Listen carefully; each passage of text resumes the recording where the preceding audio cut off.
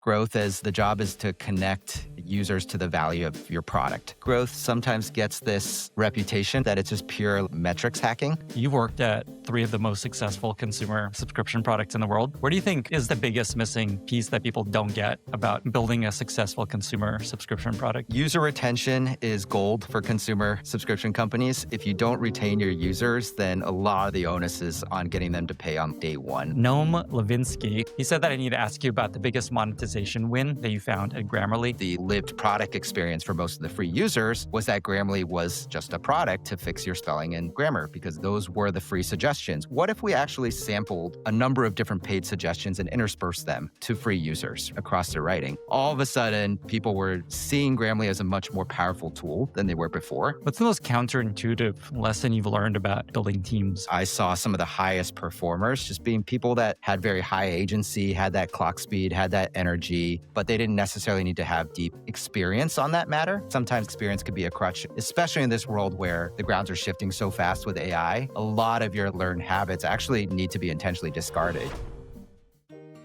Today, my guest is Albert Cheng. Albert is known as one of the top consumer growth minds in the world. He led growth and monetization at 3 of the most successful and beloved consumer products in the world: Duolingo, Grammarly, and now Chess.com.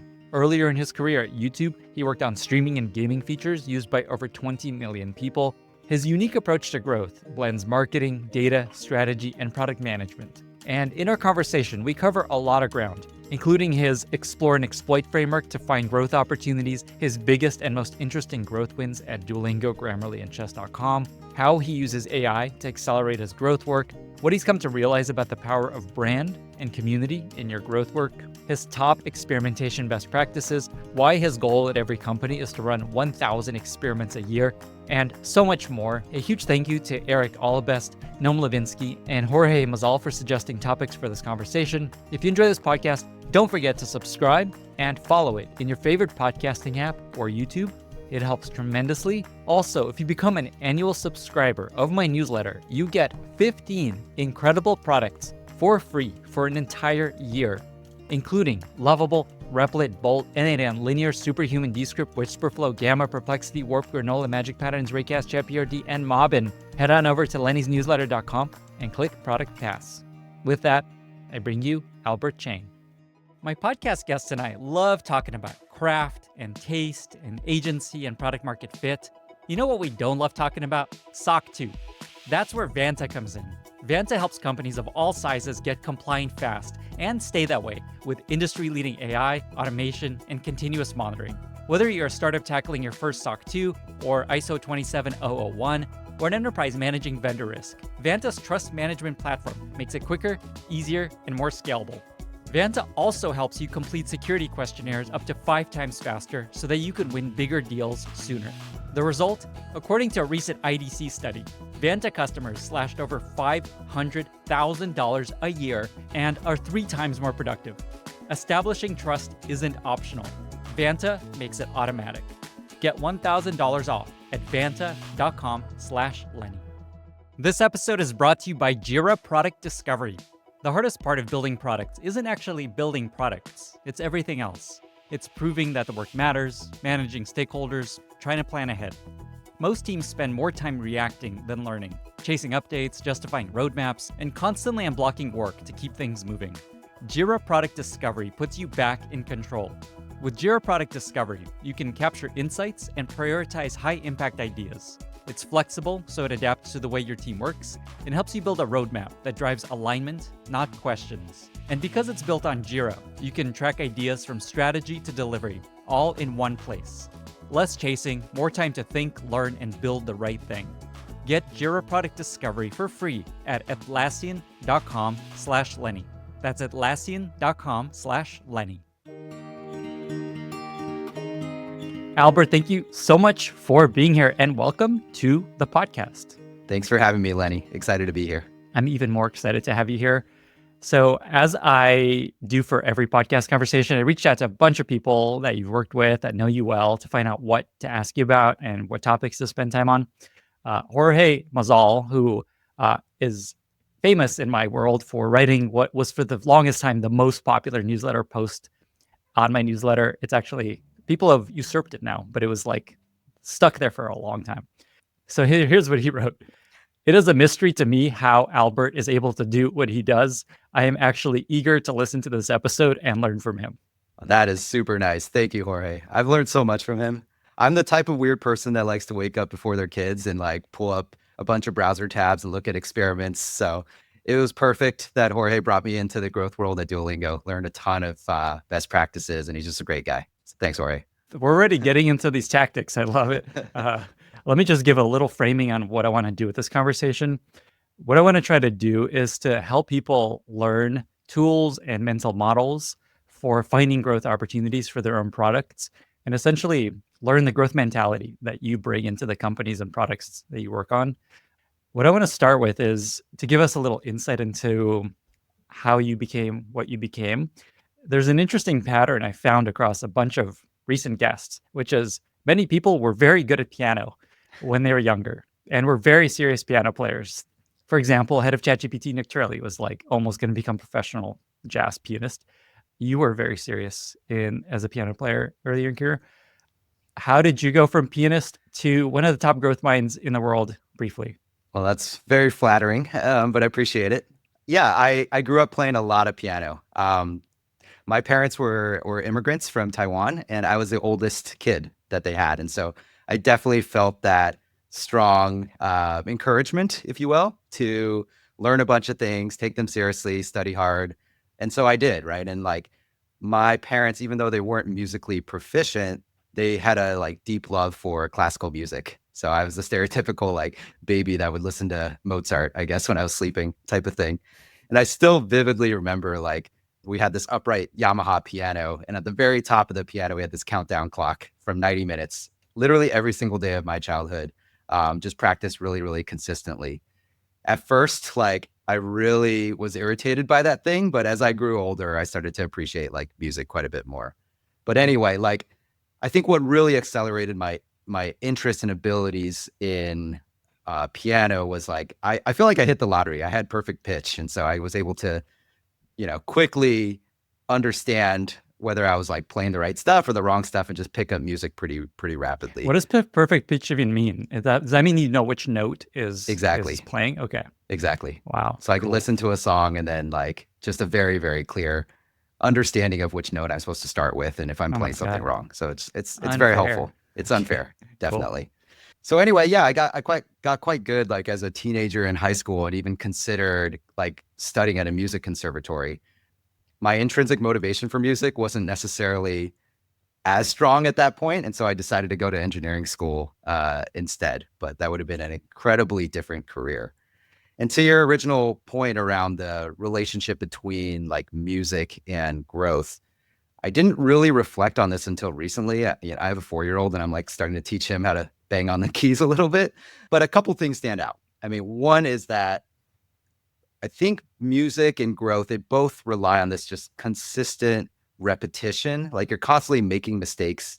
You have this super tight feedback loop. You have to get really resilient to just making mistakes all the time. And you know that the way of learning is through those mistakes, right? So that's kind of a thing that I learned very early. And the second thing that occurred to me is that they both have this like structural underpinning to them. With growth, you have a growth model. You have metrics, you have experiments, you have channels, things like that. But you also need on a day-to-day basis to have creativity. You got to come up with like interesting solutions, like hypotheses to test. And the same is true on the music side, right? You have music theory, you have scales and stuff. But to create beautiful music, you need that passion, that emotion, that flow. So I think that's the beautiful combination between the two. Fun fact, my wife bought me piano/singing lessons for Father's Day recently, and I've gotten really into this stuff. So I'm learning how to play very basic piano now and learning to identify notes and hit notes with my voice. Nice. What a weird new Could thing. be your next act. This could be, I could go the reverse. I could become a professional piano player. Oh man, no, it's so fun. So hard though. I'm just like, my fingers are like, how do you do 4 freaking keys at once? Yeah. I'm just like, what is going on here? Okay, so let's get into the meat of it. I want to talk about growth. There's a very specific framework that, as we were chatting, that I think would be really helpful for people to hear and learn from you. You call it explore and exploit. I think there's a bunch of different ways to think about this. Talk about this framework and how that informs the way you think about growth. Yeah. I initially came up or heard about Explore and Exploit through my engineering partner at Grammarly, Nirmal.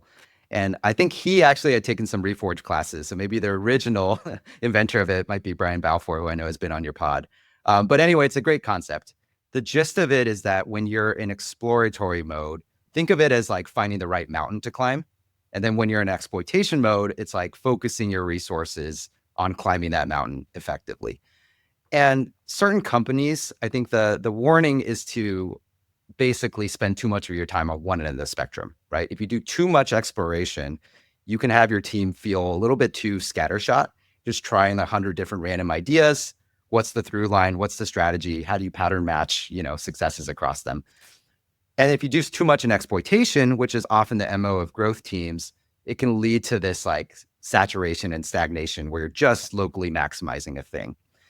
And even though this principle of explore and exploit, like it's typically thought of as a macro thing, I like to work with my teams more on the micro, on the insight level. So I'll give you a concrete example. So I work at chess.com, and one of our priorities is to encourage chess players to improve, to learn and improve.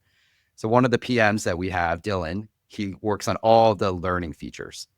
The most used learning feature in our product is called game review. So you play a game of chess. After the game's over, we have this virtual coach that teaches you about your worst moves, best moves, etc. And his job is to like improve user engagement and retention. And so he's in this exploratory phase trying to figure out like, how do I drive more of that type of activity? And what he observes is that 80% of people that review their games actually do so after a win. And that's really counterintuitive to when we initially built the feature. We thought that people would want to use it after losses or to see their mistakes such they could like work on their mistakes. That turned out not to be the truth when it came to the human psychology and the actual data of it. And so we made some changes in the product experience when you lose a game. Now, as opposed to surfacing your blunders and your like horrible stuff that you did, we flip it on its head. And so we show you your brilliant moves, your best moves. And we have coach say something encouraging, losing just part of learning, like keep it up, that type of thing. That change alone was pretty dramatic for us. It grew game reviews by 25%, subscriptions by 20%, user retention by a lot as well. So that was fantastic. But the point is that it doesn't just stop there, right? You have to take that insight, share it broadly across the company, right? Now, adjacent product managers, like the PM working on puzzles, can now think about, okay, how do I audit these cold patterns in my product and think about making them more positive, right? I can change the success rating. I could tweak some copy, change the color of some buttons. And so you now can take this like experiment win and expand it out 10x across your organization. And that's the kind of exploitation phase of it. So when done right, you can oscillate between the two until you saturate out of exploitation mode. And then you encourage the teams to brainstorm and get more creative again. Amazing. Okay, so there's a lot here to follow up on. One is the core piece of advice when you find something that works really well, find ways to build on that learning. One is, here's an insight. It can apply to other parts of the product. Hey, teams, here's something we learned unexpected. Maybe this can help you. Also, just run more experiments in the same zone, I imagine, is a part of that. Yeah, exactly right. I mean, in my experience, the typical win rate, and I hate to use that term for experiments, is often something like 30 to 50%. Like usually you're not actually you're trying a bunch of things. A lot of hypotheses turn out not to be true. Consumer products are very unpredictable like that. But when you do find a thing that breaks through the noise, and it could actually be a hugely losing experiment too, those are also super valuable, right?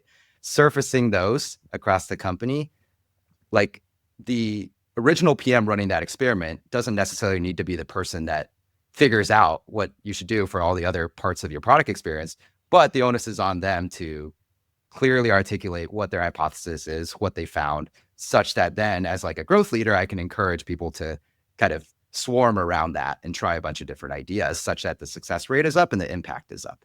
So it's just kind of oscillating back and forth between the two. That is the magic bullet.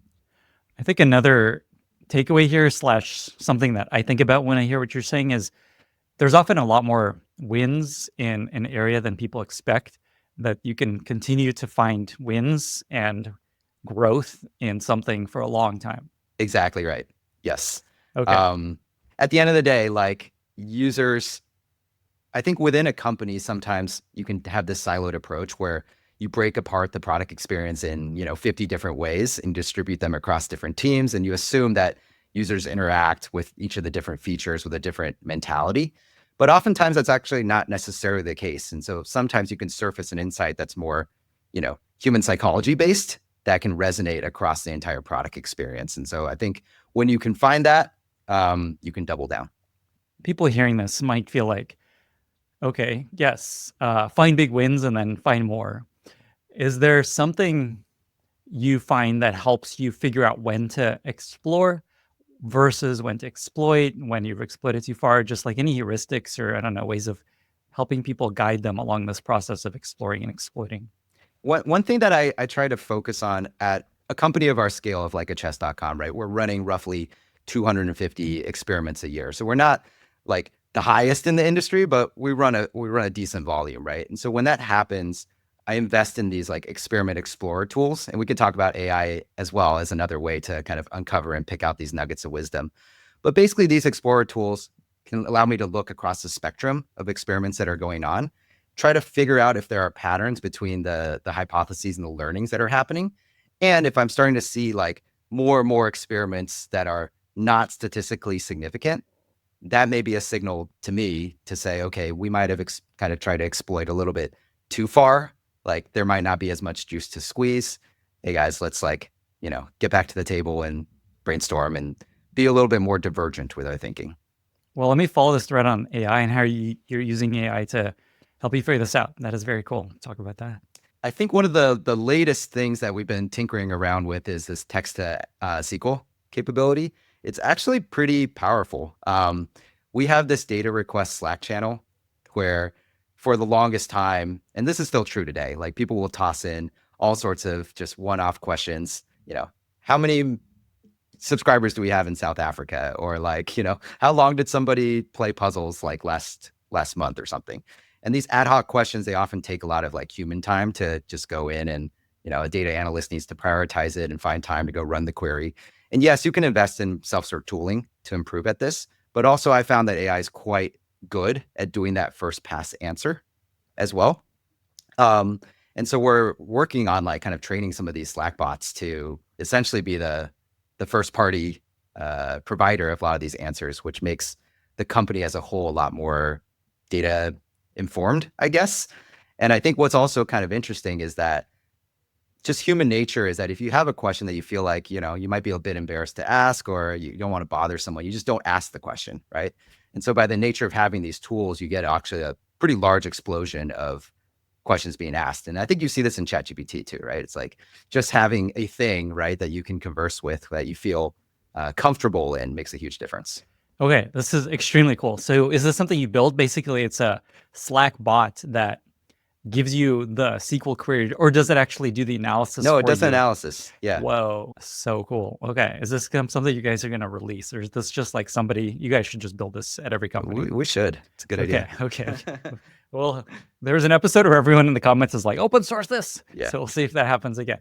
That is very cool. Are there other examples of that kind of stuff that you've done or seen? I mean, an adjacent example is a lot of the product managers, like we're tinkering around with all sorts of different prototyping tools right now, right? It's just like go from an idea to a representative solution. Today, right, there's a lot of humans involved in taking an idea, writing up a spec, doing a review, doing design, et cetera. I'm sure you've interviewed plenty of people that have talked about this specific problem, right?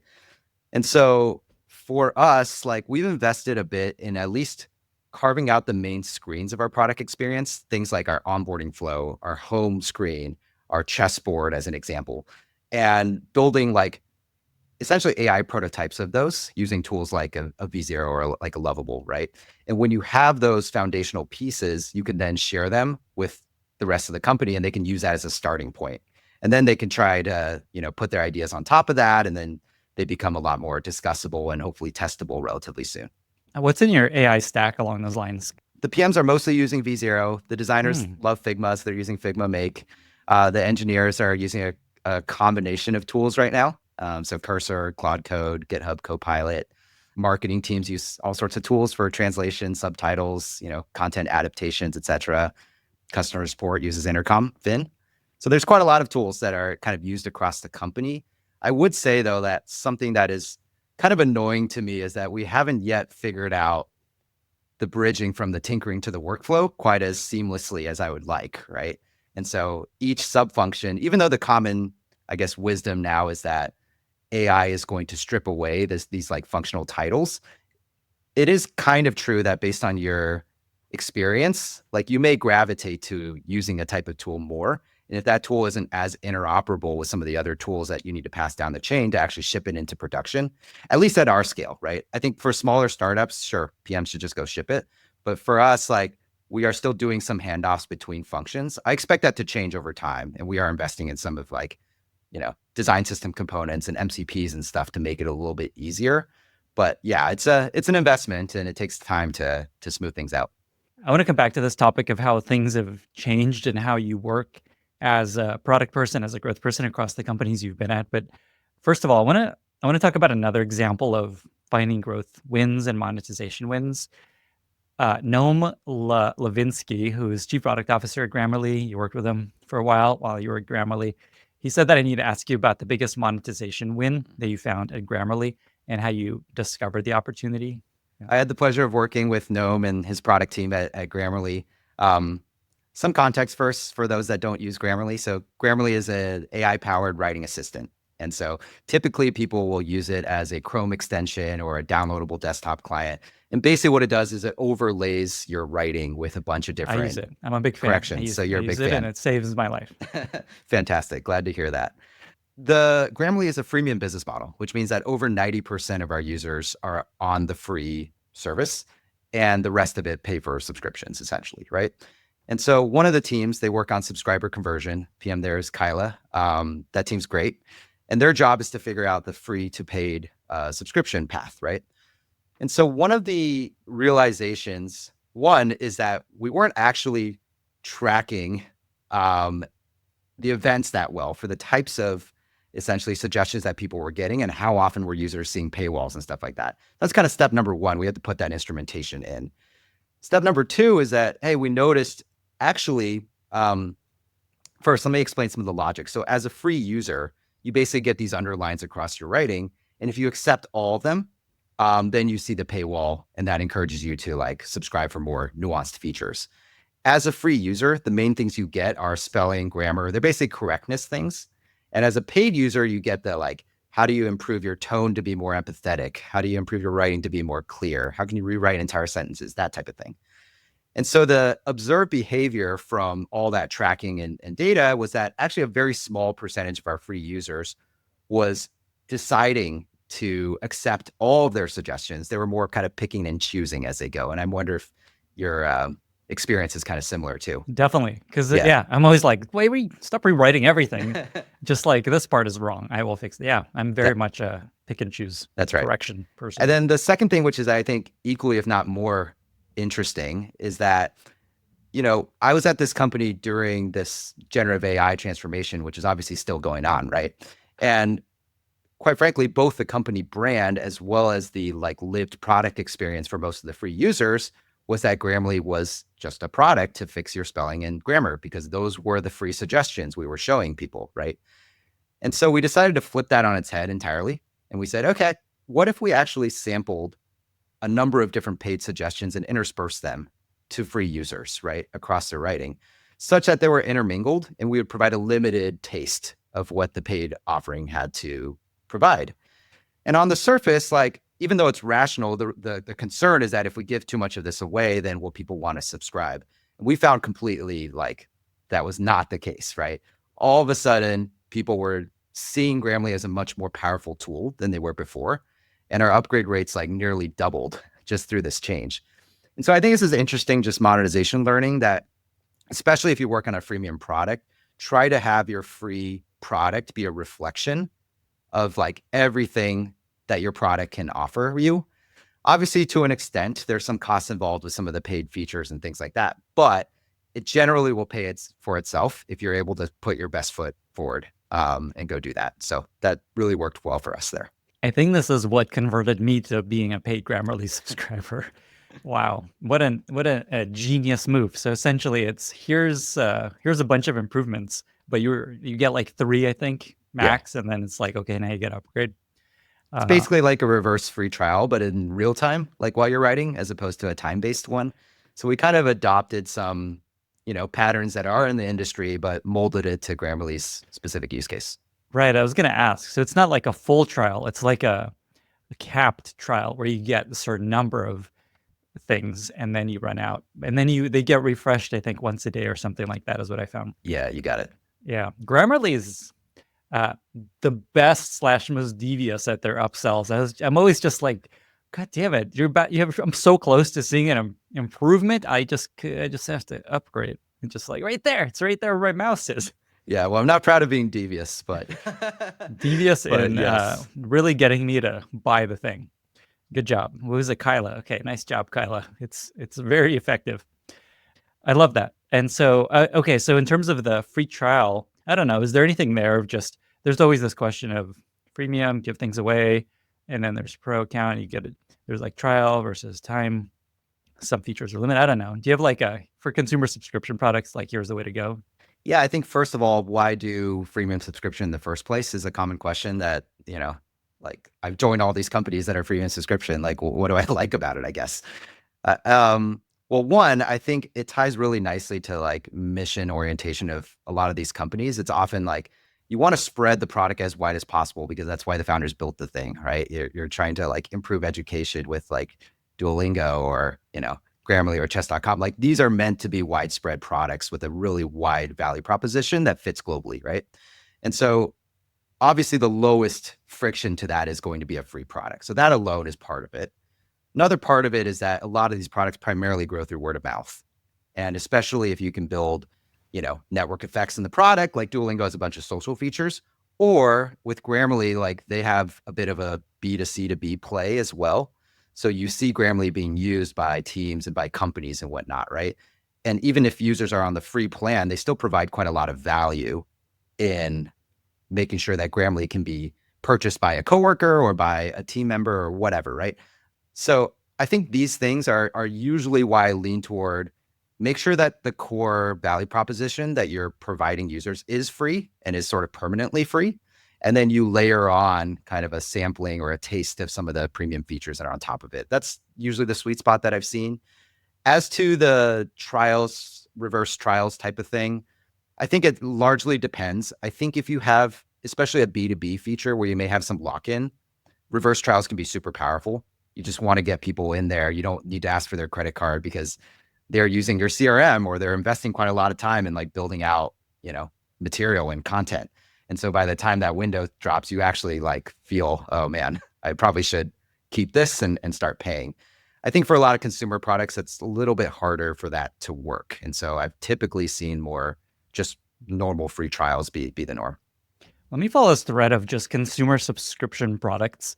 I feel like this is the category that every indie developer dreams of building a product in because it's easy to build. Cool, I'll build an app, I'll add a paywall.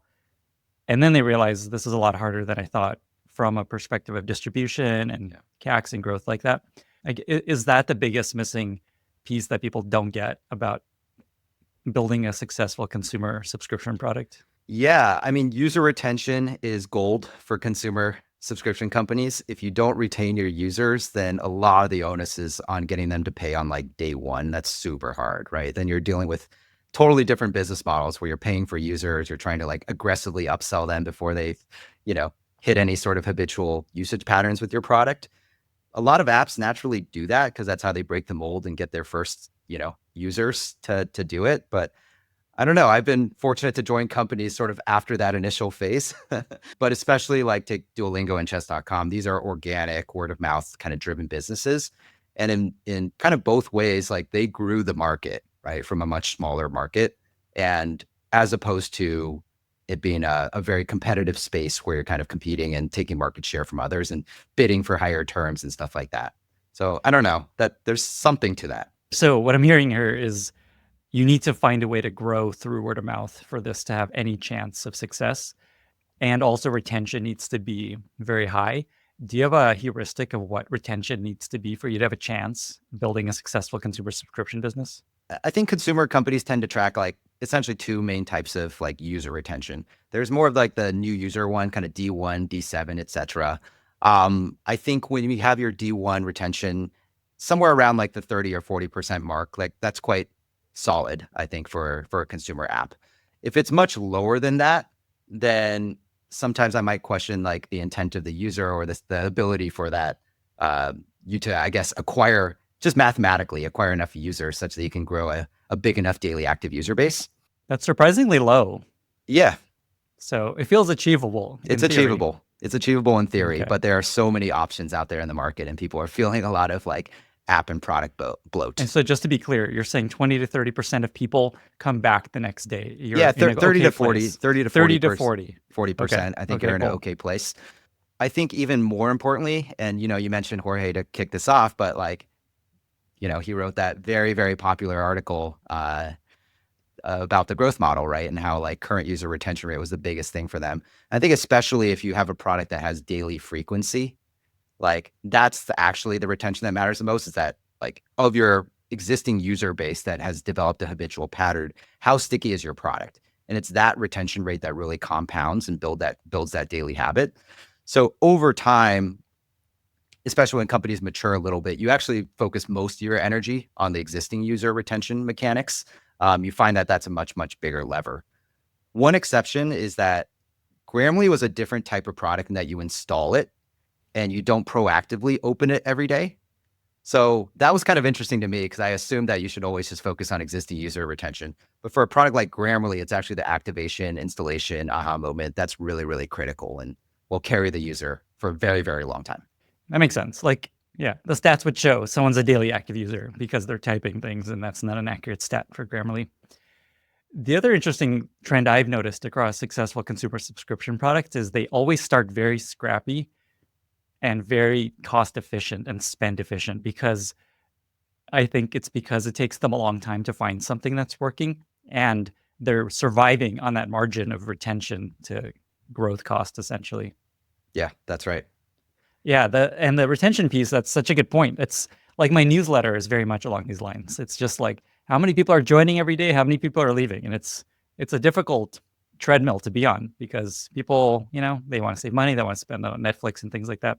So as amazing as you are, people are always going to leave. So the trick is, how do you find more people coming than going?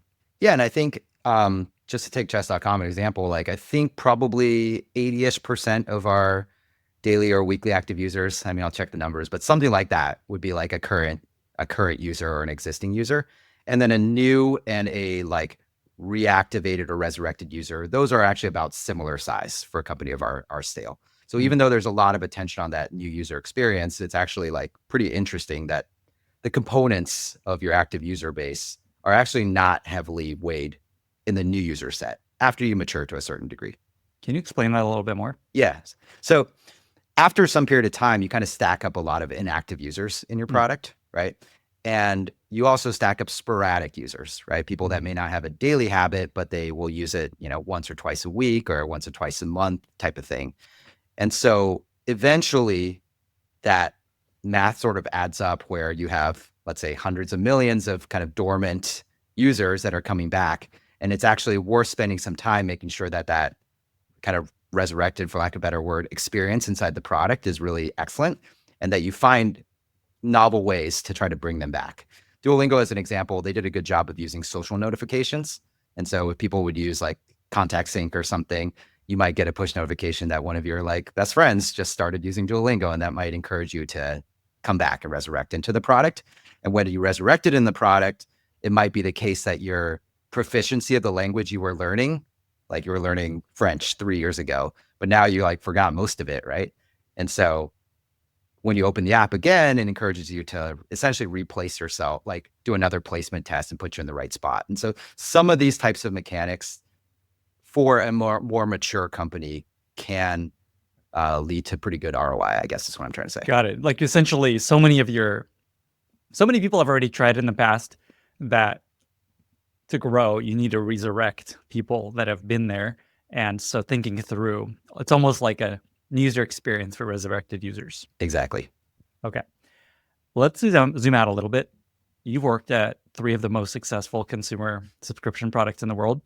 What is the difference between how these 3 operate? I think there's many ways to be successful. It feels like these companies are very different.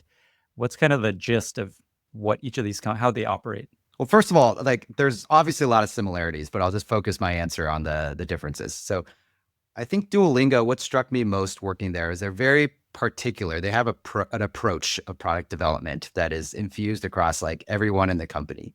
And they actually wrote a playbook about this. It's called the Green Machine. I You can look tweeted it about up. it. That was Yeah. one of my most successful tweets ever. I Really? just tweeted something about it. Duolingo just released their playbook, and I screenshotted like the owl's butt and screen like page, and it was like 5,000 likes. That's hilarious. Yeah. So yeah, keep going. But Sorry. yeah, I mean, the ethos of the company, I mean, they hire a lot of intelligent, energetic people out of college, basically, and they give them a lot of amazing experimentation tooling, and they care a lot about like the clock speed of the company, right? So it's a lot of creativity, a lot of ideation. The product experience of Duolingo actually like changes multiple times per day for each user, which is pretty shocking. And so I'd never worked in a place like that before. But it's really struck me about how consistently the company operated, and they had specs and processes for doing like each of those steps in their product development cycle. And they were really, really tight about it. Okay. So that's Duolingo. Yeah, that's Duolingo. Grammarly, this is an interesting company because they started as a paid product oriented at students. Then they expanded into more of a freemium model tailored to everyone, gradually focusing more on the professional base. And then as they accumulate a lot more professionals, they realize, hey, there's patterns, right? We're seeing that a bunch of marketing teams or a bunch of sales teams or a bunch of customer support teams or whatever, right? Particular functions within particular companies were really adopting Grammarly at scale. And so they were able to then layer on much more of a managed kind of enterprise-y motion. And while I was there, I was focused on the consumer self-serve motion, but they weren't siloed, right? They were intermixed with each other. And so a big part of my job was not just to grow like the self-serve revenue and self-serve active users, but it was also how do you uncover kind of the right teams, the right functions, the right companies for like demand gen and sales to go reach out to. So that was a very interesting, it's kind of product-led sales work, right? And it's really fascinating thing for me to learn. And then on top of that, with all the transformation going on with generative AI, and even recently with them acquiring Coda and Superhuman and becoming more of a productivity suite, like the company is just evolving pretty rapidly. It's a really exciting thing for me to be a part of and to see from the sidelines. But that just made it at its core kind of a different growth job than Duolingo for sure. Essentially a B2B business versus a very consumer business. Yeah, and a lot more meaningful strategic decisions as well. Mm-hmm. And then the core product team also, I'm used to in growth, like laying out the entire user journey that a user will go through, acquisition, activation, engagement, so on and so forth, right? And typically growth teams, if they're well-resourced, they can do enough to move each one of these various levers, right? And it's just a matter of like the sequencing of them and what you want to prioritize first. But Grammarly was kind of unique in that the core product experience itself was what drove repeated activity, right? It's that I previously mentioned that current user retention thing. What most drives that is the frequency and the quality of the suggestions that you get every day, right? And so it's an interesting learning in that I staffed up a growth team, tried to work on this metric, and then I realized actually like I'm kind of just getting in the way. Like this is really a thing that the core product team most influences. Let me have a conversation with the core product leader and then shift that over to them. So yeah, just a super interesting experience. And then chess.com. The thing that's most unique about chess.com is that they are super fanatical, like about chess. Makes sense. Crazy. I mean, you shouldn't be surprised. Obviously, the name of the company is like this. But they've always hired people from around the world. The company's always been globally remote. They just hire people that love chess. They play all day. They watch the streams. Our Slack is always blowing up with people's chess moves and games and whatnot.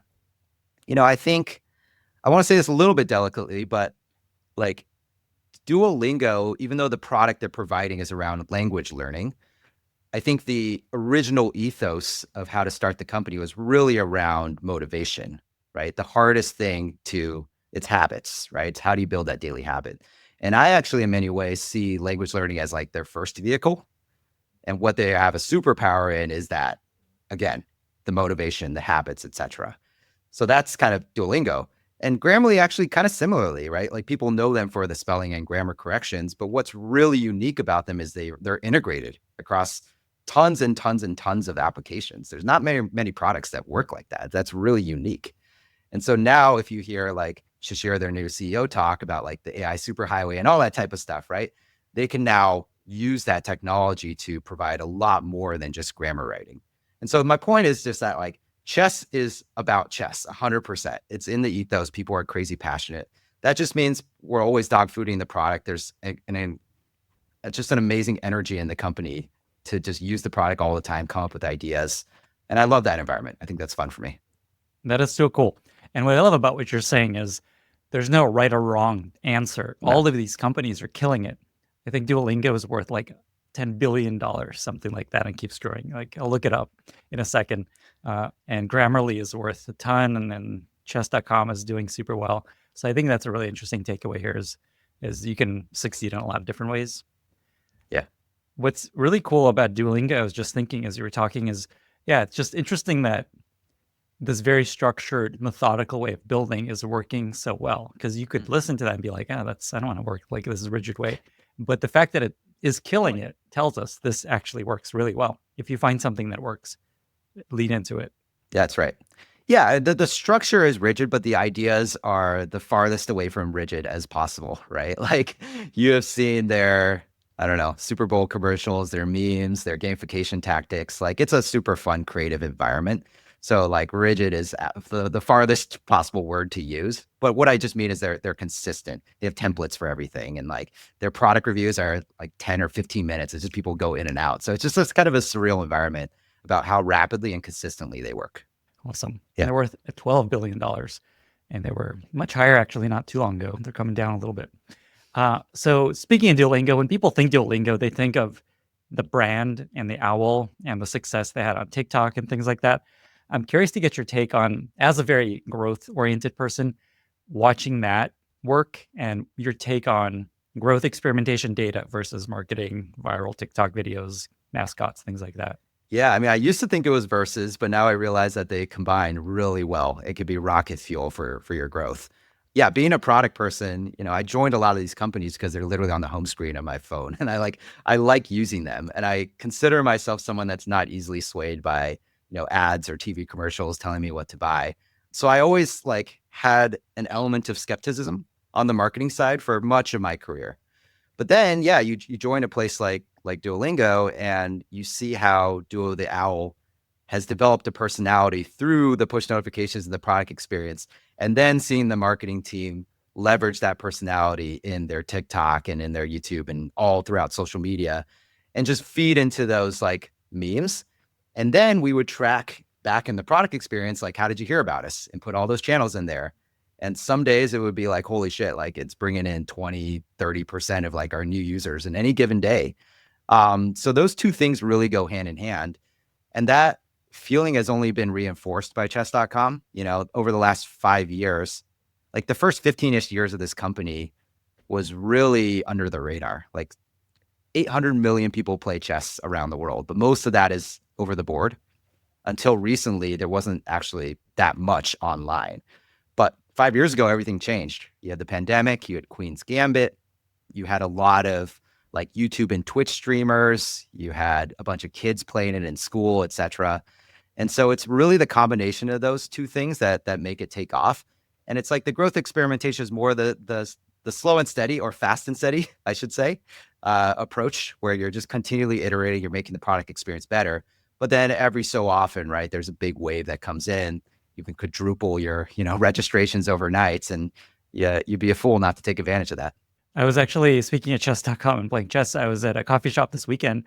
There's a family, a dad and mom and a daughter ordering, and the dad's sitting at the table, and he's just on his phone, just opened up chess.com secretly and just playing while he's waiting. Oh man. I will not admit or deny that I've done that before. But it's, that is, if I could think of anything more wholesome, I can't. That's an amazing thing to be doing while you're just my 4-year-old can actually set up the pieces, which is pretty great. So he enjoys the game quite a bit. Oh man, this 4-year-old already a pianist playing chess. That's right. What a stud. This episode is brought to you by Miro. Every day, new headlines are scaring us about all the ways that AI is coming for our jobs, creating a lot of anxiety and fear. But a recent survey from Miro tells a different story. 76% of people believe that AI can benefit their role, but over 50% of people struggle to know when to use it. Enter Miro's Innovation Workspace, an intelligent platform that brings people and AI together in a shared space to get great work done. Miro has been empowering teams to transform bold ideas into the next big thing for over a decade. Today, they're at the forefront of bringing products to market even faster by unleashing the combined power of AI and human potential. Guests of this podcast often share Miro templates. I use it all the time to brainstorm ideas with my team. Teams especially can work with Miro AI to turn unstructured data like sticky notes or screenshots into usable diagrams, product briefs, data tables, and prototypes in minutes. You don't have to be an AI master or to toggle yet another tool. The work you're already doing in Miro's canvas is the prompt. Help your teams get great work done with Miro. Check it out at miro.com/Lenny. That's miro.com/Lenny. Okay, you talked about AI a little bit here and there. I want to follow that thread. As a growth person, I imagine AI informs chess.com in a lot of It does. ways. So there's kind of like two buckets here. How is AI changing the product, say at chess and other places you worked? And then how is AI impacting your work as a growth person?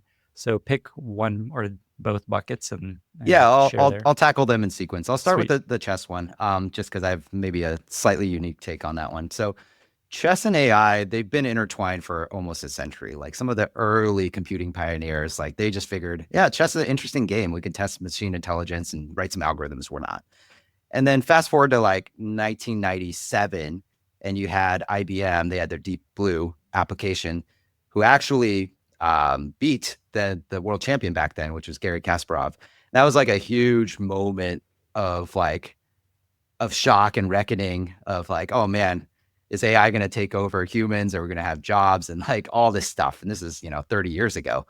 And thankfully, we're all still here, and more people are playing chess than ever, right? And so the game of chess and chess.com specifically have learned how to augment, I guess, the human playing experience with the power of chess engines, which, are definitely a powerful form of AI. It's not LLMs, to be clear, but there's engines like Stockfish these days that are just dramatically better than the top grandmasters in the world.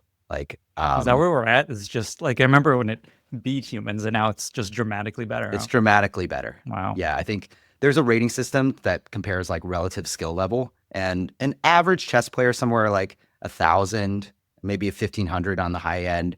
A top grandmaster like Magnus Carlsen is like a 2,800, and then Stockfish and similar engines are like 3,600.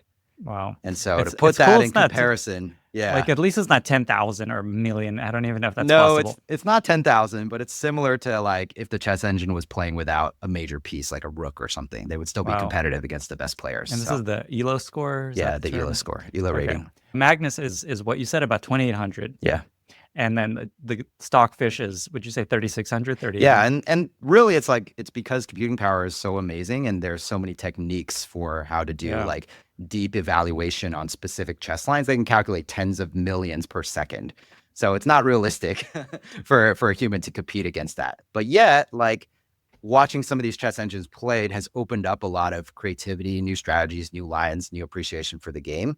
And our chess.com approach is that we can bring this technology for every user, even people that have never moved a piece before. I talked earlier about that game review product. That's exactly what this does. So behind the scenes, we're running chess engines to basically spit out evaluations for every move that you make. And then we translate that and make that approachable to the user using, their native language in plain, approachable style, right? And even with audio and things like that as well. And that part of it, like the personality, the speech back to the user, that part is LLMs. And so I guess my point is that, again, chess and AI have been intertwined forever. But for us, what's most important is that we keep the customer at the North Star of it. We're not just applying LLMs just because it's the new hot thing. You got to apply the right technology for the right, feature to provide value to the user. And so we try not to ever lose sight of that and let hype get us too carried away. It's just really surprising. I think people would not have expected AI can outbeat any human alive ever. And chess is at an all-time high. People want to keep playing and are playing more and more than ever played. Yeah. Not unexpected. And, interestingly, LLMs themselves are quite bad at playing chess. Like they hallucinate moves. They look at patterns, right? They're very good at pattern recognition, but not so good at going super, super, super deep on a specific chess thing. And if you've even tried to like create or look at chessboard images on ChatGPT, a lot of them have the wrong number of squares. They're not set up properly. And so, I don't want to be too dismissive. I'm sure it's going to get much stronger at reasoning. And actually, Google recently sponsored a tournament where all the top LLMs played a tournament against each other. So that was pretty fun to watch. They're improving, but this chess is specifically a game that having a trained, deep computing engine is just going to be much, much, much more powerful than LLMs. And not to go down this track too far, but AlphaZero, famous for beating the top Go player. I imagine that was that trained specifically for Go? Obviously not an LLM, but that was a Go specific model. Yeah, my understanding is that the documentary is incredible, by the way. I don't know if you've watched AlphaGo. It's amazing how they took something so technically deep and made it like, so emotional and human. But I think that's the crux of how we feel, right? I guess about AIs and the products that we build, actually. But to your point, my understanding is that the way AlphaZero is primarily trained is that it just plays a bunch of games against itself. Right. And so through the neural network, it just gets smarter every time. And because it can, have that repetition times, a billion or a trillion, I don't know exactly what number, but it's going to get pretty damn good. Okay, let's go back on track to where we were going. So this was how AI is impacting chess.com. How is AI changing the work of a growth person? I like to describe growth as the job is to connect users to the value of your product.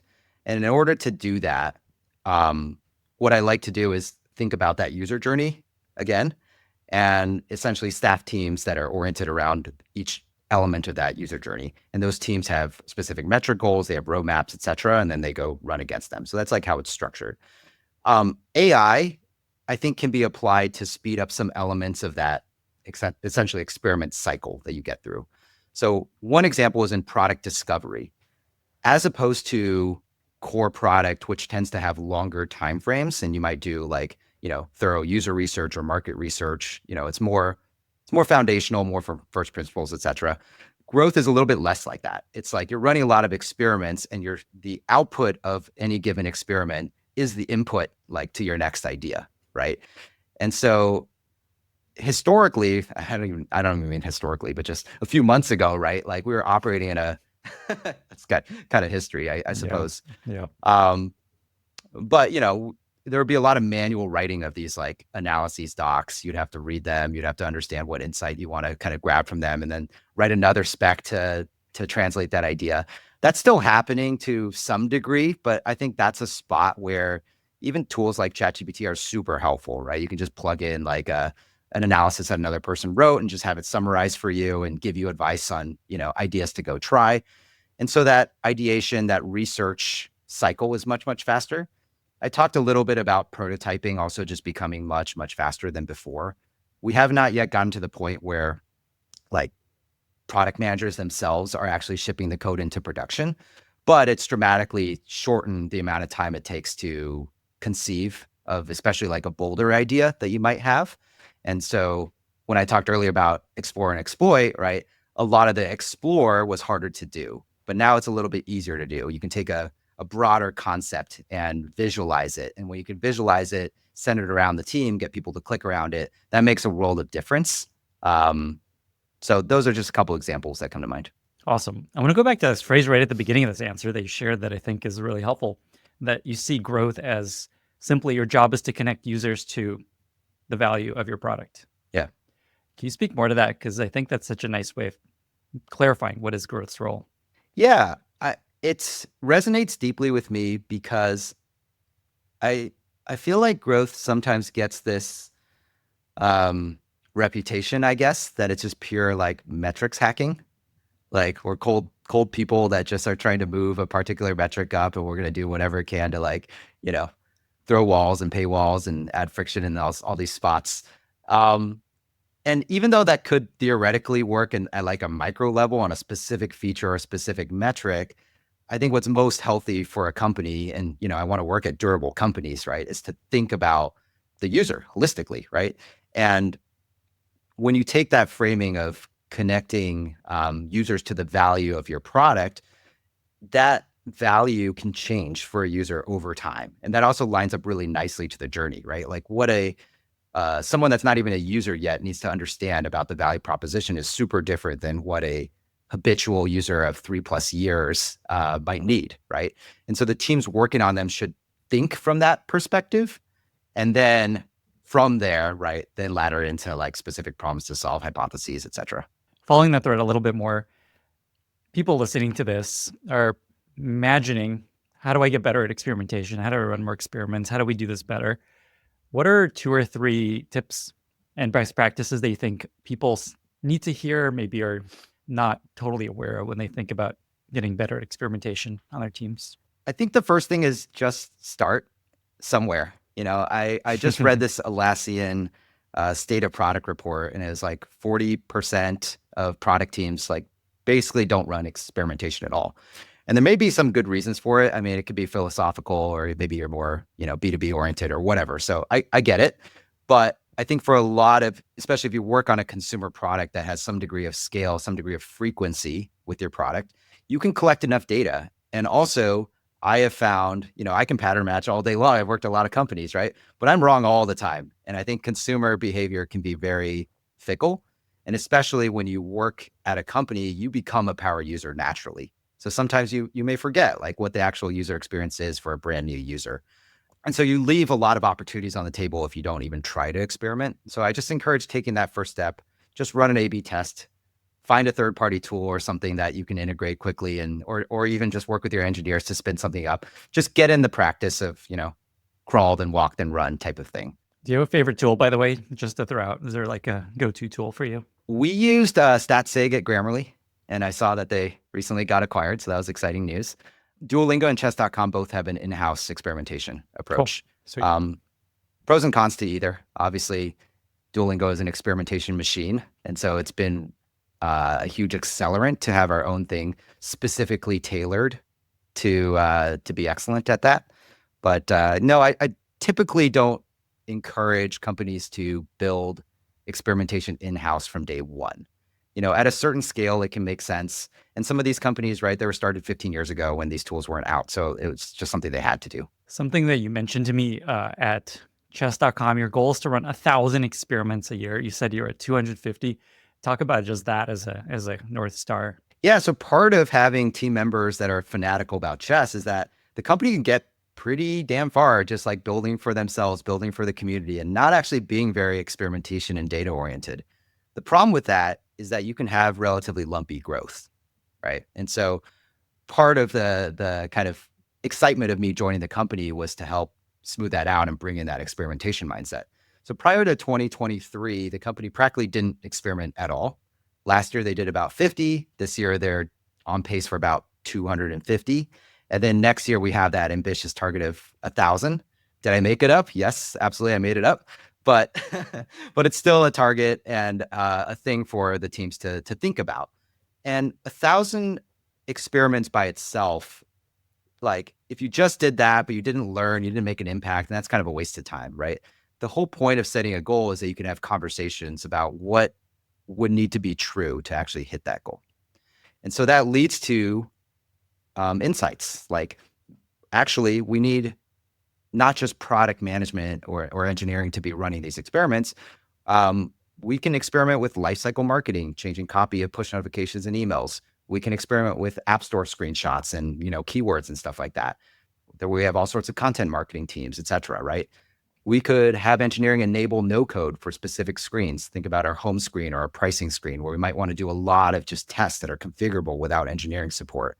We might want to just like track our progress and look at it from time to time and make sure that we have the right, observability around this. So anyway, that's the stuff that really matters as opposed to the, hitting that goal itself. So don't tell the team, but I don't actually care that much if we actually hit 1,000. But I think if we get pretty close and we accomplish some of these things, we'll be in really good shape. Okay, we'll make sure none of them watch this. I think chess.com is, and this is just such a cool example of a culture shifting dramatically from 0 experiments to, sounds like 2 years later, 1,000. which is like 3 a day. Like, that's, there's many teams running experiments in parallel, but that's a lot. What has helped you most shift that culture? Is it just the CEO being like, this is the way we're going to go? Well, what have you learned about helping shift a culture from, no, we're not doing experiments to 1,000 experiments a year? Yeah, I mean, definitely a lot of credit to the CEO and co-founders like Eric and Danny. They're amazing. It's not their intuitive way of thinking about growing companies, but their mental flexibility and encouragement, right, to evolve and add this as a tool for the company has been awesome. And they've been on the front lines preaching product-led growth and experimentation just as much as I have. So I'm glad that you brought that up because I think that is critically important for me joining a company to not be at odds with the co-founders and the existing approach of the company. I think that's absolutely critical. I think I started this podcast with the example of the game review and the positivity and how that was shared. I mean, I think those types of things are really what motivate people, right? They need to see this working in practice. Wins. You need wins. You got to celebrate them. People feel good about the learning. It's applied across the board. Like, who's not going to be energized by that, I think, right? So you can't just set goals in a vacuum and, create it from top, right? People have to see it working. And when it works, like the metrics move and you learn faster and you ship faster. And that's a great environment to be part of.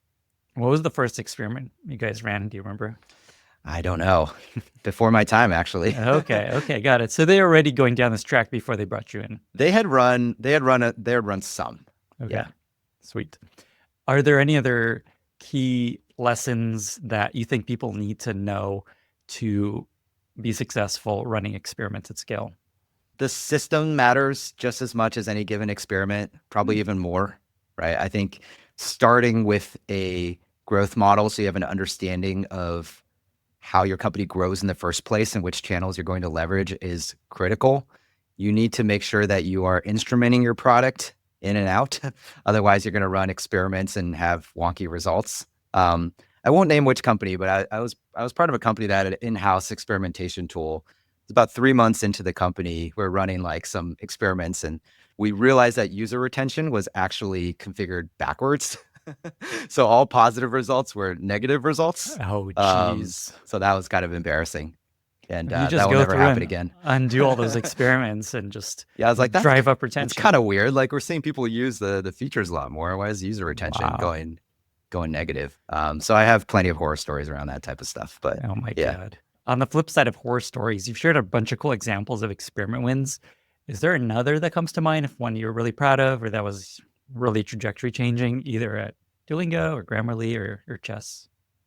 So I already shared one of chess.com and one of Grammarly. I mean, I could talk a bit about Duolingo as well. Yeah.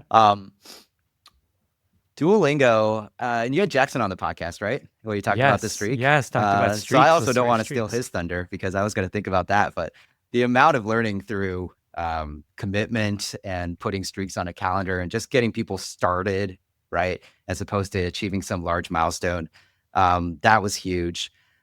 I think we did something interesting. We spun up a virality team, and virality is this like really amorphous thing to me. I think it's really hard to generate virality in your product, but Duolingo is a product that is shared quite a bit.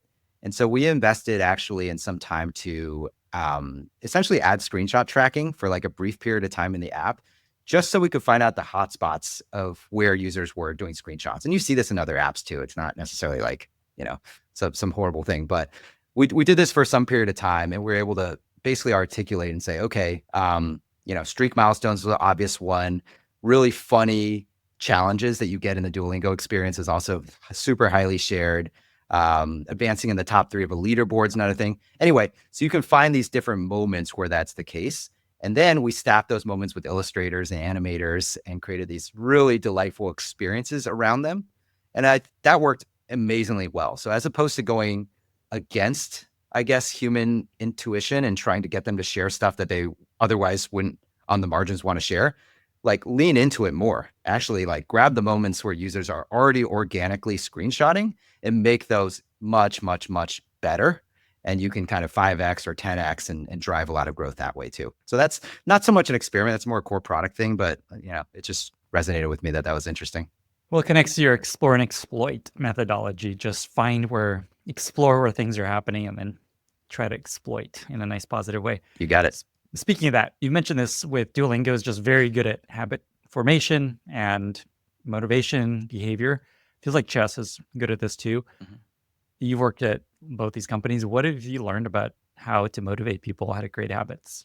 Again, like Duolingo would not have started without this insight from day one, right? They aim to focus on motivation and build a lot of these like tactics. Jorge actually had this model of like gamification patterns having essentially 3 pillars to it. You have the core loop, you have the metagame, and then you have the profile. And so we actually thought about it that way too, where your core loop is your lesson that you go through. You do a lesson, you get some rewards, you extend your streak, and then the next day you get a push notification. It's kind of the core loop of the product, and making that really tight is super important because people need a habit to stick to. Then you need a metagame, which for Duolingo is kind of like the path, but it's also the leaderboard, achievements, kind of long-term things that you're going to strive to, such that you have like long-term, I guess, motivation to continue doing the thing. And then the profile is also critical because you build up a profile over time. It's a reflection of your investment inside the product experience. And so when you nail those 3 things, you can end up with a long-term learning journey that can be quite successful. And then to flip over to the chess.com side, like what we see is that over 75% of our new users, they classify themselves as like, I'm completely new to chess or I'm a beginner. And unfortunately, if you're new to chess and you're a beginner, you're not going to have that fun of a time playing live games. We see this in the data. It's like less than a third of those users actually win their first game. And when you lose a game, user retention is 10% worse than when you win a game. That's not so bad, but at scale, that's bad. Yeah, and it could be worse. That's true. And so typically what like a lot of mobile games will do is they'll just create like a super simplified version of the game. It's harder for us to do at chess. And so without changing the rules of that, right? I think that's I don't know, it's just very eye-opening to me that when you're trying to learn something, whether that be language learning or chess or whatever, usually those first steps are fraught with, a lot of self-doubt and reinforcement that you're not good at the thing. And so it pays to be very intentional to craft experiences that, guide the user around that.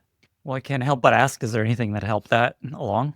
Yeah, so like something we're experimenting right now is just like purely if you say that you're new to chess, we're going to craft a more delightful learn how to play experience as opposed to dropping into a live game. That's an example. Another is like hiding your ratings for the first 5 times such that you're not seeing your rating kind of plummet. So there's a lot of tips and tricks you can do. I'm just imagining a little guide that's like, here's how you win.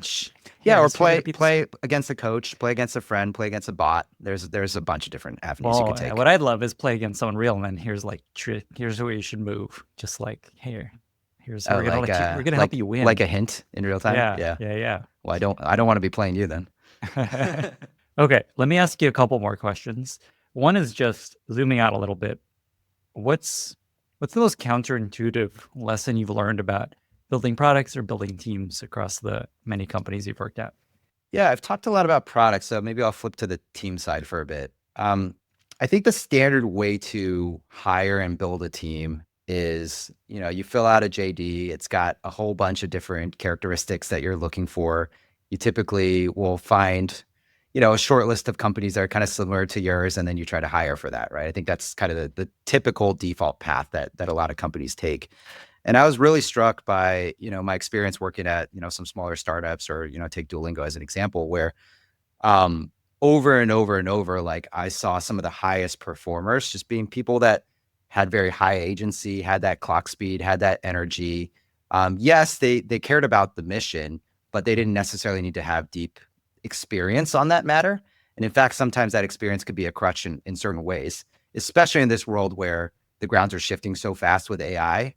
A lot of your like learned habits actually need to be intentionally discarded. You need to have a beginner's mind on this type of stuff. So I think this is more true than ever. Like looking for people that respond and move quickly and think, just faster and move faster, right? I think the fastest speed of learning, those types of companies are the ones that I want to bet on because I think those will end up surviving and thriving. So just to double click on this, this idea of high agency is very trending these days of just like hire high agency people. To unpack that a little bit, you mentioned a few of these traits. So let's just help people see what you see. So one is clock speed, just they think fast, they move fast, uh, they learn fast. What else? What else do you look for that helps you see that they're high agency people? Yeah, I mean, a lot of it actually happens outside of the interview process, interestingly. So a lot of it is, the types of questions they asked. Have they actually tried your product and gone deep into it? A lot of it is it's the references, it's the like communication that they have to even set up your interview. Like it's the energy they bring into the conversation. You can actually pick up a lot of soft signals on some of these traits. Over time, you kind of pick up on some of these patterns. I don't know that I'm perfect at it, but I've learned to balance those things quite a bit more than I did in the past when I would just purely read from my questions in my rubric and not care about anything else. Yeah, there's like a vibes component to it. This is also kind of support for the work trial way of interviewing versus just a talk interview where you have them actually work with you for a week or whatever. It's a great point. Okay. One other question I wanted to ask you. You've worked at a bunch of different sizes of companies, from startup to Grammarly. I don't know if you call it a big company, bigger company. Duolingo's, I don't know. How big is Duolingo? It's like They're about thousands 1,000 or? people. Okay, cool. Yeah. But I worked at Google too to start my career. So, Oh, yeah. right. Okay. What have you learned about just the size of company that makes you happy? What have you learned about just helping other people that you talk to decide what size of company is good for them? I definitely believe that everyone has a company stage that they shine best at. I've personally gone through this journey of big tech to like tiny, tiny, tiny startup, then landed in the middle, which I consider like my own Goldilocks zone. I talked earlier about like what actually gives me personally a lot of energy is seeing across a company's efforts, but also the company being small enough that I can get into the details. I can work with the specific teams. I can read, experiment, results. I can look at the pixels. And so I find that the balance of those two things tends to fit best with medium-sized companies, but that's me, right? I think at big companies like a Google, you're dealing with immense scale, which is interesting by itself. You learn a lot of best practices from your peers. They have all the kind of tools and functions that you would possibly want to go learn from, but they can tend to move slower and it's harder to kind of ship things and get them out the door, which, eventually drove me nuts a little bit. On the flip end of the spectrum, these tiny startups, they move incredibly fast, but I grew like all my gray hair from those tiny startups because no one knows about your company. And so you're recruiting people one by one. You're, trying to get users one by one. So yeah, you can learn fast and ship a lot of things, but if you're trying to make a big impact on the world, it can be actually pretty grueling to do so at really, really, really small startups.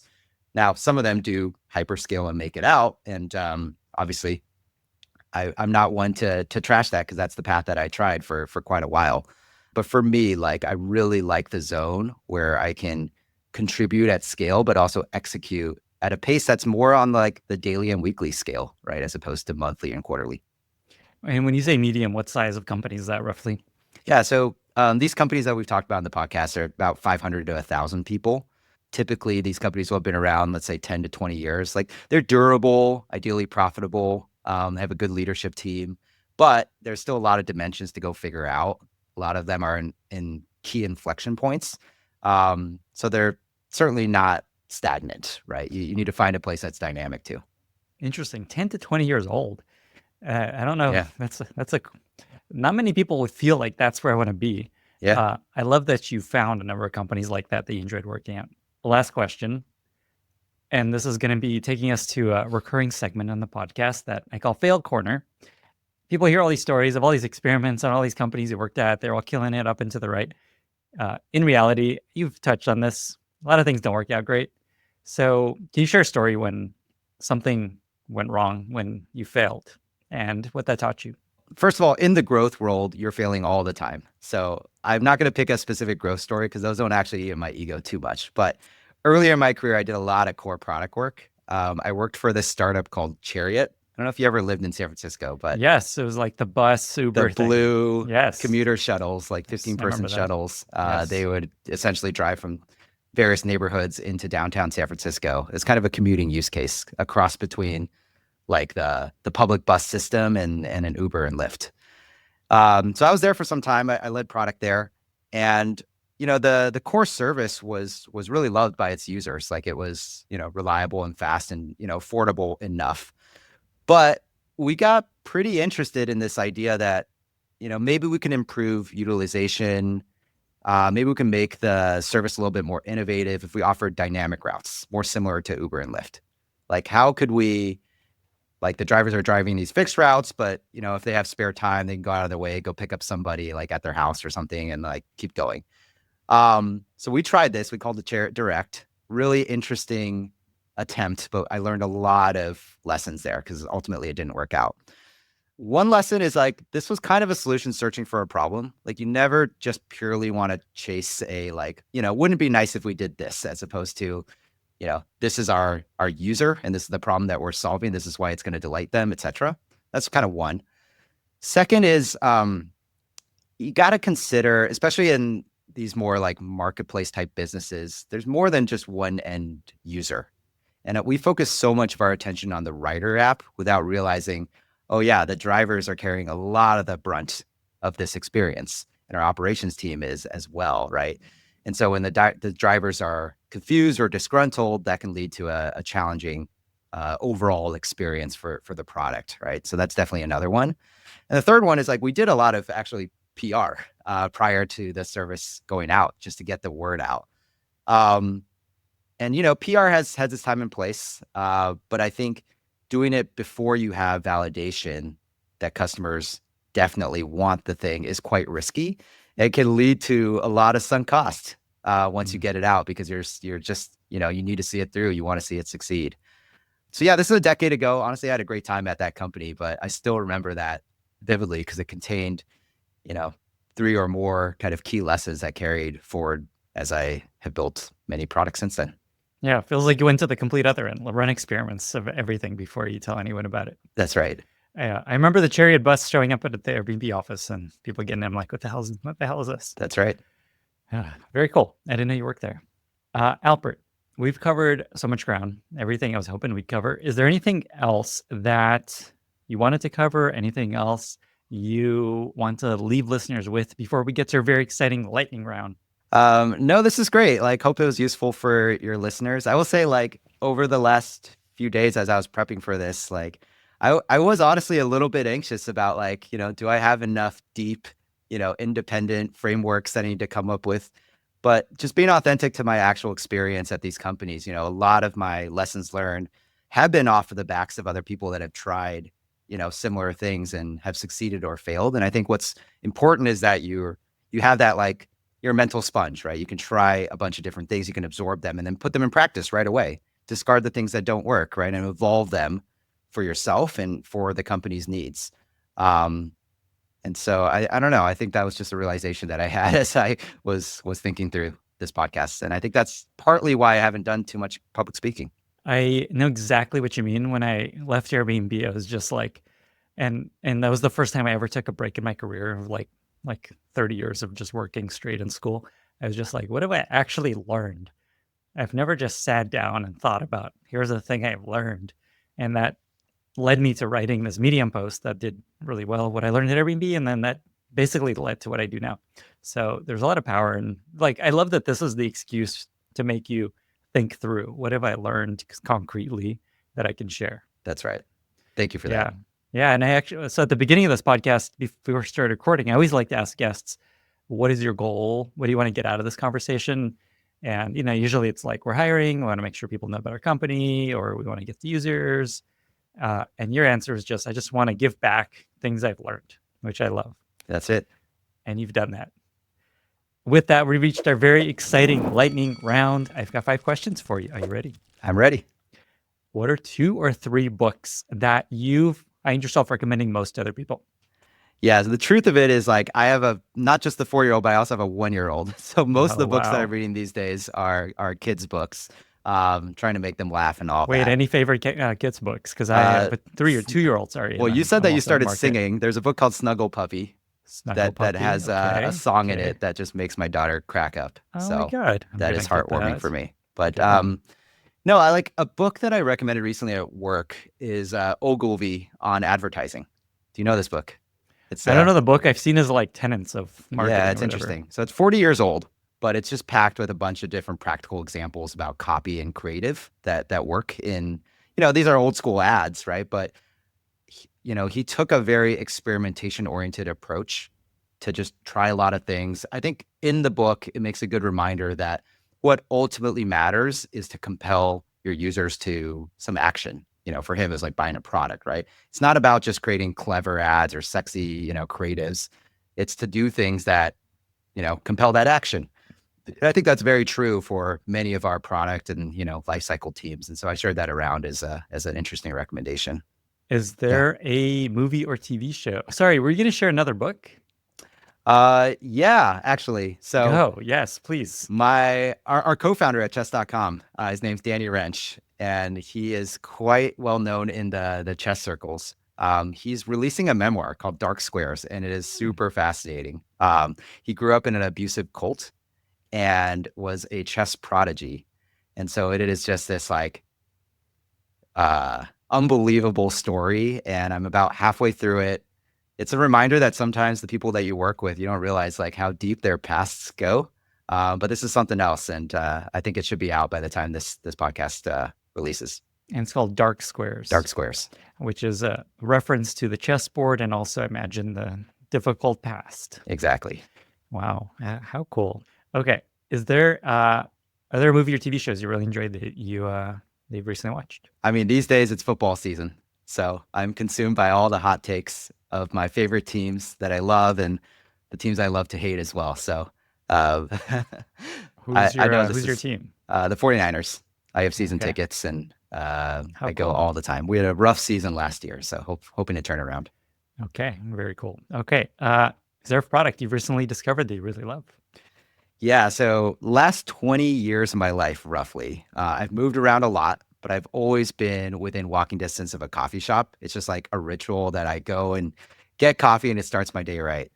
2 years ago, I bought a house.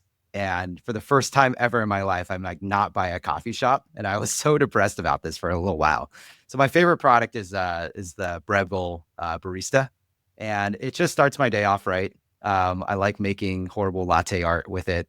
And I think it's just a reminder, I don't know, like the products that most impact me, I guess, are the ones that I use all the time. And it's a daily habit, the most just caffeine. like and the most caffeine. You got it.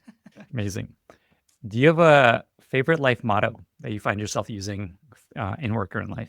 As I was thinking about my piano stories, I also remember that my mom used to have a quote she just said, like, nothing is more important than your reputation. And she used to say this, and I think the charitable understanding of this is that a lot of the small decisions that you make each day, how do you treat people? How do you show up? What's your character, et cetera? They can compound and they open doors for you in many surprising and amazing ways, right? Like a lot of these companies that have actually joined have come through relatively light connections.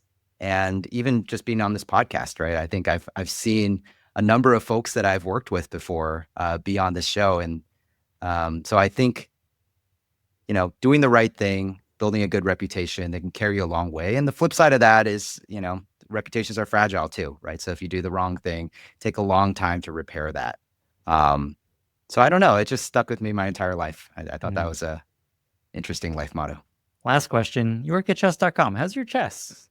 Terrible compared to serious players, but Well, quite that's a high good bar. compared to the casual ones. Yeah. Okay. My Do you have a ELO rating rating? is about Yeah. 1800 for That rapid sounds really- games and that about sounds super 1500 legit. for blitz. Yeah. But I Okay, play Blitz many is like- times every day. Blitz is like fast chess. Blitz is like faster chess, kind of 3-minute games. Rapid is more like a 10-minute game, which is still pretty fast. But And you say you play multiple times a day. Do Oh, they yeah. make time? Is this like They like do. I know like at Patagonia, there's a famous book the founder wrote called Let My People Go Surfing. And Yeah. the rule at Patagonia is you can go surfing if the waves are great. Is that how it works at chess.com? Absolutely. Okay. The Chess waves is are always great. fun, Go so we play. play all the time. And they even have chess coaches like on staff. So On staff, just like you could book to do. you can book. Okay. So I get biweekly lessons and it's helping me improve. Wow. Okay. This is going to drive a lot of hiring for you guys. Saved it for the end. Albert, this was awesome. Thank you so much for doing this. Thanks so much for giving back and sharing all these stories. 2 final questions. Where can folks find you if they want to follow up on some of this stuff? And how can listeners be useful to you?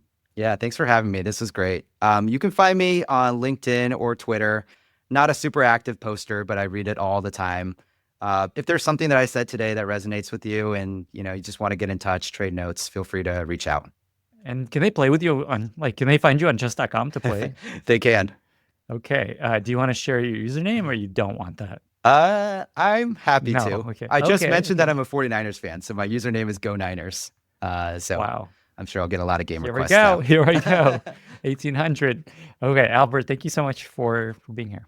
Yeah, thank you so much. Bye, everyone. Thank you so much for listening. If you found this valuable, you can subscribe to the show on Apple Podcasts, Spotify, or your favorite podcast app. Also, please consider giving us a rating or leaving a review, as that really helps other listeners find the podcast. You can find all past episodes or learn more about the show at lennyspodcast.com. See you in the next episode.